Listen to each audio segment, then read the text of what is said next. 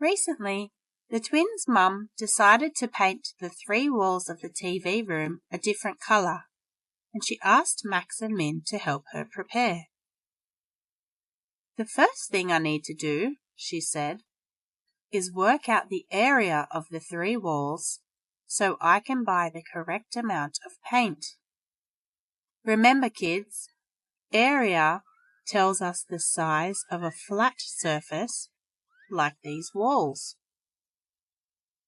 Max and Min remembered that in video 2.6.2, they compared the floor areas of the TV room and the dining room by counting the square floor tiles that covered both rooms.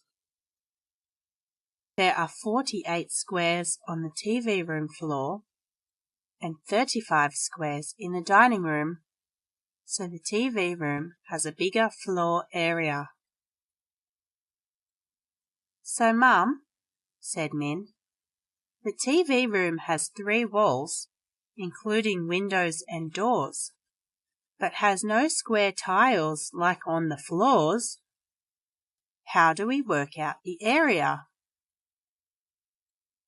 "Well," replied Mum, "we still use squares, just in a different way. Let me use an example to show you."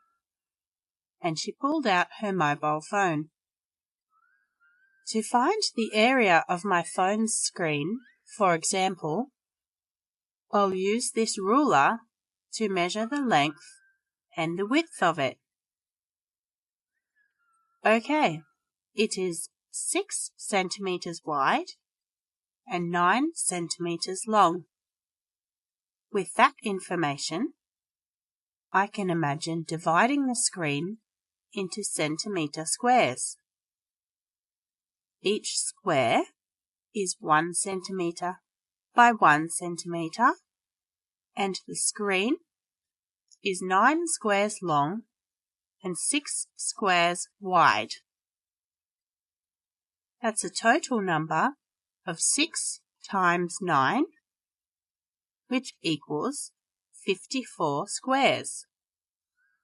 I know that 6 times 9 equals 54 from the multiplication tables.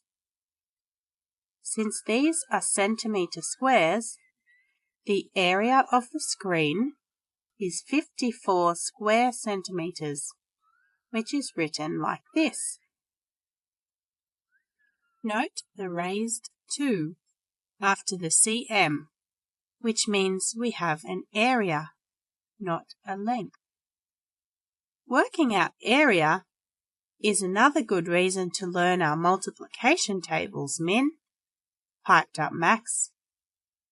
"But, Mum," he continued, a little confused, "centimeters are quite small, and the TV room walls are quite big." "That is a very good observation, Max. Centimeters are quite small compared to these walls. That is why we will use meters to measure them. All 3 walls are 3 meters high and 5 meters, 4 meters, and 5 meters long. So we can add the walls together to get a total of 14 meters long and 3 meters high. Again, we can imagine dividing the walls into squares, this time 1 meter by 1 meter squares. So we get a total of 3 squares high by 14 squares long.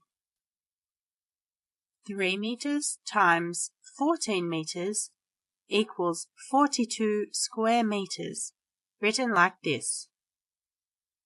Again, the raised 2 after the m means the answer is an area, not a length.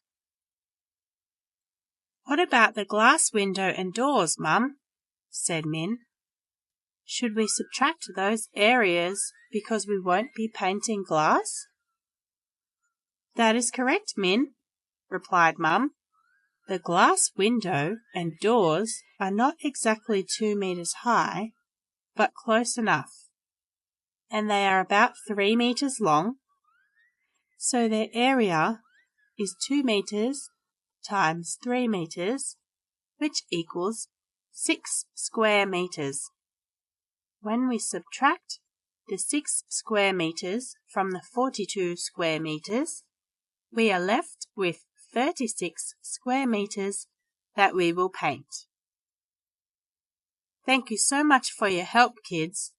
Now I know what area in square meters I need to paint. And their mum gave them both a big kiss and cuddle.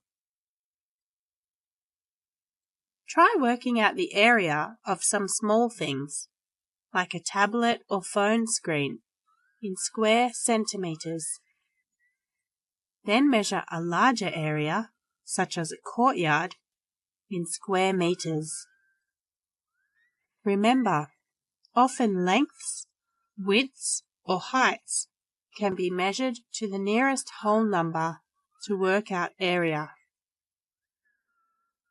Now you can watch this video again, or try the quiz and look at the chart that comes with this video.